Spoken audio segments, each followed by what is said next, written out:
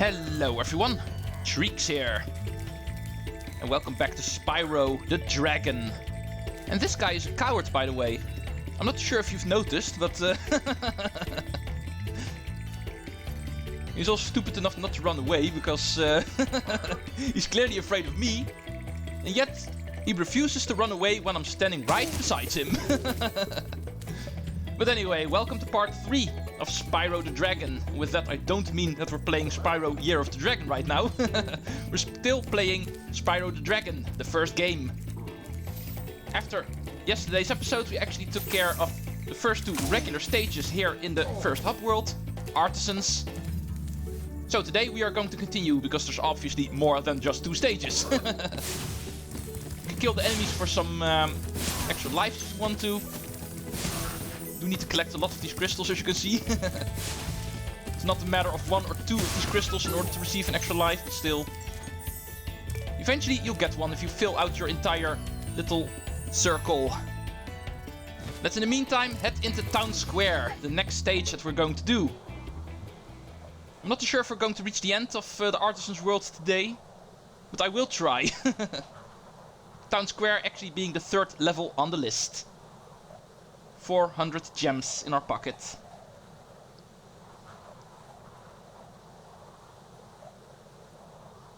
Yeah, loading screens are a big downside of this game.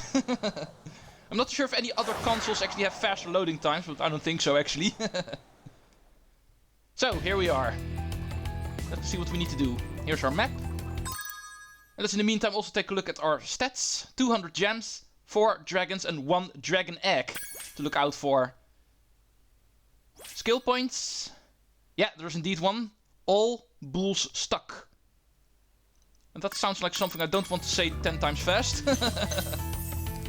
But apparently there's bulls in the stage. We need to get them all stuck somehow. And don't worry, I know what I need to do. The chickens actually function as the fodder in the stage. Yeah, in the meantime I actually found out it's called fodder. So I can actually use the correct term now.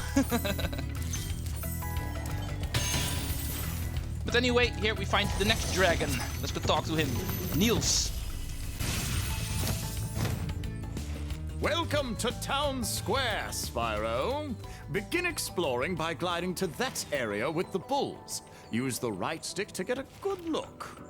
Okay, that's pretty obvious. In order to make sure we are able to finish the stage, we need to control the glide. That's something that's going to be required from this point on. We can't even reach the end of the stage if we don't have it. But we know how it works, we've been using it more often. Oh. And also remember not to hold the X button. If you start charging while gliding, that will actually cancel your glide, so... Okay, here's what we need to do in order to get the bulls stuck. Just charge into them. Don't flame them, because that will actually kill them in such a way that they actually leave from the stage. If we charge them, they will actually get stuck with their horns in the ground. And that's what we need to do in order to get the skill point in this stage. Remember that. Don't flame them, just charge them. Oh, this is new. We have a chest that if we hit it, a gem will pop out. So let's go grab it like this then. Now the game comes up with so many ways to actually receive gems. Here's a 1-up. And here's the next dragon. Do be careful because there's water down here. And no way to get out, so you're going to lose a life if you actually fall in there. Devlin is the next dragon. Thanks, Spyro. I had the worst itch on the tip of my wing. Did you know that you get your longest glides by pressing the jump button at the very top of your jump? Yeah, we knew. That was already told in the previous stage. Oh, there's also a new type of enemy here. Some sort of matador. But not a very good one, because he's being chased by a bull. Ow. That is not what I was going for. This is what I was going for. This fountain we can't get into for some reason. Which is a good thing, because it probably will only hurt us since it's water. In that case, let's move on. Further up. We need to find ourselves more gems, of course. Mostly in these chests. Here's another bull. Time this correctly, because we don't want to miss them, of course. If we accidentally kill one in such a way that he disappears from the stage completely, we actually need to reset the stage in order to still get the skill point. We only get one shot at this. Here we have Alvar. Spyro! Did you see a man dressed in blue running around here? He's a thief, and he's stolen a dragon egg! You've got to track him down and get that egg! Run! Run! I'm getting a little winded. Yeah, you're making way too much fuss about this guy. We already met an egg thief in the previous stage, so we pretty much already know what they do. In fact, he's right over there. So, we need to do some fancy jumping / gliding in order to get there. But indeed, the dragon was correct. Egg thieves are... Oh yeah, this is also an achievement. Getting to this part. Almost forgot about that. But indeed, the egg thieves are guys that really run away. Emphasis on the really, because these guys can be pretty fast. And in order to catch them, we need to be either really fast ourselves or really smart. That's pretty much the gist here. In these early levels, it's not really that difficult to actually catch up with them, but later on, you do need to actually think through what you're going to do in order to get them. But more on that guy later. We first want to grab all of the stuff on the higher ledges before we start chasing him. This also being a new type of container. Just flame it 3 times and it'll pop open. And this is the final pool, giving us the skill point as well. Thank you very much. Next up, final dragon in the stage. Thor. Thank you for releasing me, Spyro. You can always check your progress by accessing the guidebook through the pause menu. Yeah, also something we already knew. So with that taken care of, we have the first of our collectibles. Now let's go take care of the second one. Just jump on him. Usually he only starts running away the moment you're actually on the ground with him. If you start jumping from above, then you can usually surprise them. That's one of the tricks I can give you in order to catch these guys. Remember that. In later stages that's going to be even required to catch them. So, with that we only have the final section to do. A couple of gems around the exit portal. And of course a couple of chests. It should give us 200, unless I do my usual thing and actually miss a couple. Oh, this is indeed going to be a standard thing in every single stage. I can already tell. But allow me, I will start looking for them. They can't be too far off. They have to be in the stage somewhere.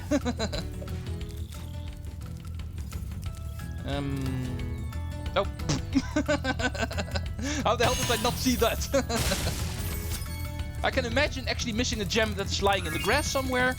But 3 whole chests together, that's something you don't usually overlook. But I apparently did. And I blame Let's Play commentary for that. But anyway, looking for them did not take too long. So we have another 200 gems. Grand total of 600. And another level 100% complete. 9 minutes in the video. Okay, you have plenty of time for one more. Maybe even 2. Depends on how long the next one will take. And what is going to be the next one. Well, in this little side area there's only one, so we're going to leave again. Returning to the main hub. So, what's going to be the next stage on our list? Allow me to tell you, we are going to do something special. Because even though Town Square was not the final stage in this world, it was the final regular stage. We are going to do a special type of stage. Sunny Flight was not hidden for nothing. This is actually something completely different. Be prepared to actually use Spyro's wings fully for the first time. Not just for gliding, but actual flying. This is a Speedway stage, as they are called in Spyro, where we need to fly across a stage in order to get collectibles. And not just gems, but you'll see what I mean in a minute. We have 30 seconds at least. And what we need to do is find 300 gems, according to the stage. However, in order to get the gems in this stage, we actually need to do some flying and destroying a couple of things. There's 4 types of things we need to destroy in the stage, and all 4 of them actually have 8 total to destroy. Allow me to actually show you off the controls quickly, because we're flying and not per se platforming. So things work a little bit different now. Most of the moves actually stay the same, with the exception that... where are you? Yeah, there you are. Flying moves on the right. As you can see, most of the moves stay the same. However, we actually get a couple of new additions. Namely, if we press the A button, we can resume flight. If we actually lose our flight somehow, we can still land on the ground. However, unlike gliding, we can actually always initiate flying in this case. And another important new move is the bumper buttons. As you can see, we can do loopings. Not per se really handy to use, normally. And this first stage is actually an exception of that rule. Allow me to show you. This bridge, for instance, we can actually do a looping by pressing the bumper. And in this case, that is for an achievement, a rare achievement even. And next up, we're going to want to focus on what we need to do in this stage, destroying all of the objects. One of them being treasure chests, as you can see. Fly past them, and either charge them or flame them. Since there's not a whole lot of room to charge here, I think flaming is actually a better idea. And once you get all 8 of them, they will count as a collectible complete, giving you a couple of gems. The second thing we can destroy is barrels. Those actually ride around on trains, on the train tracks, as you can see. Here's another one. This is not something we want to destroy by flaming it, but actually by flying through it. Gates. Also giving you 3 seconds on the clock. Also important to take note of. As you can see, we have a timer. Every object that we get will give us some addition to our timer. And that is going to be the main challenge in the Speedways. Destroy all of the 32 objects in the stage before time runs out. And of course also get yourself an achievement and a skill point if they are present. Achievements is of course something you can't go for in the original game, but here on the modern consoles they actually added that, so of course I'm also going to do that. At least we've destroyed the planes in the meantime, so we can move on by getting the rest of the gates. Hopefully I still have enough time for it, because time is getting low now. Getting that achievement in the beginning did waste a little bit of time, of course. And we're still fine, but not for a whole lot longer, it looks like. These gates are a little bit far apart. Yeah, we're not going to make this. So, let's try this again. You might notice every single object that you get in total will give you a couple of gems already, usually 60. But you also get gems for getting all of them in one run, so don't think you can actually clear the stage by doing everything separately. Just going for all of the chests, then fail, then go for all of the barrels, and then fail. Of course, that will give you 240 of the gems, but in order to get all of the gems, we also need to do a run where we get all of the objects in one go. Remember that. So there's always a reason in these speedways to go for a full clear. 60 of the gems are actually given to you by fully clearing this. Now that I know where most of the stuff is. Like I mentioned earlier, pretty recently that I actually played this game for the first time, so I'm not too familiar with the level setup quite yet in this game. But I think it's good enough to actually still achieve success in the end. It's also one of the things that can actually help you get better times in stages like these. Learn the stage. And most of all, learn the most optimal route. Because you can't just go erratically trying to get things. As you can see, the stage is pretty wide. There's a couple of things really far apart, so just going randomly for stuff also won't work. You actually need to find yourself a good route here. Speaking of good route, whenever dealing with these trains, make sure you go in the opposite direction, because that way you will actually meet the trains earlier. Well, that is just... But that is stating the obvious, I think. So, let's go destroy all of these trains. Whenever you go in the opposite direction, it's usually also not that difficult to get both of the barrels in one flame attack. But once you do, as you can see, all in one is also part of the gem collecting here. Automatically also giving you the individual gems for all of the objects individually for a grand total of 300. Clearing this first speedway. So, we reach 900 gems. And with the completion of this special stage here in the Artisans world, we are ready to actually close it off entirely. I see we are at around 16 minutes, so I think we even have time to do the boss. Just like with this special speedway stage, the boss usually also isn't a very big stage, so I think I can actually also squeeze that one in this episode. Just to be sure, before entering the boss, make sure every single stage before it is 100% complete. And it is. So, we are golden. In the first episode we actually already saw where the boss is located, so let's go meet him now. And remember, we need to actually clear at least one of the regular stages in the Artisan world before this thing opens up. But now it does. And let's go face Toasty. Bosses actually work a little bit differently in this platformer. Unlike most platformers where you actually face bosses in an arena and stuff like that. It works a little bit differently here. This is something that does get remedied in the second Spyro game. But here bosses actually are fully part of the stage itself. You will see what I mean in a minute, in the moment we actually meet him. First things first. With boss stages, always remember to take this guy no damage. There's always an achievement or a skill point to be earned by beating the boss without taking damage. And this actually only applies to the boss itself, so these guys we are actually allowed to get hit by. Just remember that. A couple of these sheep herders, and he actually brought dogs with him this time. And these dogs can actually be pretty tricky. They will always try to pounce you, so just make sure to actually run away from them.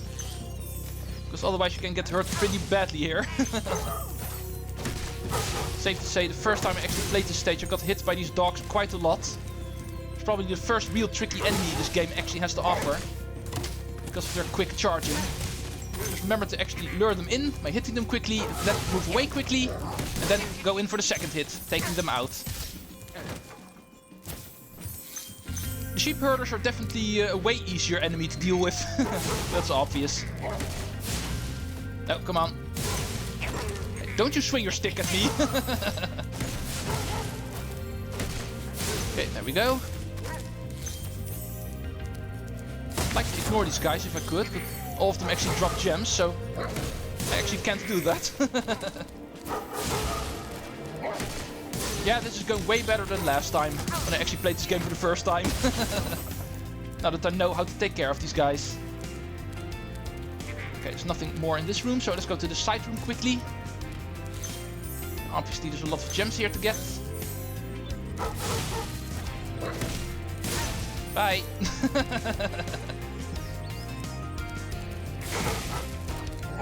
Ow! I thought I was able to actually dodge him by clinging to the wall. Apparently not. But Sparks still has some life left in him, hopefully. He first turns blue if you get hit. Not being his final hit yet, so... Let's go talk to the only dragon in the stage. And this guy is Nevin. Nasty Gnorc has put one of his most devious henchmen in charge of the artisan world. Bring him on! I think I smell a barbecue. Be careful, Spyro. Toasty has many tricks up his sleeve. Okay, it seems the boss is coming up. And there he is. He does look quite intimidating, a big scarecrow-like creature. So it's probably not going to be easy to take him out. Or maybe it will be. This guy is actually the first boss, therefore not per se the most difficult one. Just make sure you get in quickly, because he will swipe his scythe at you, obviously.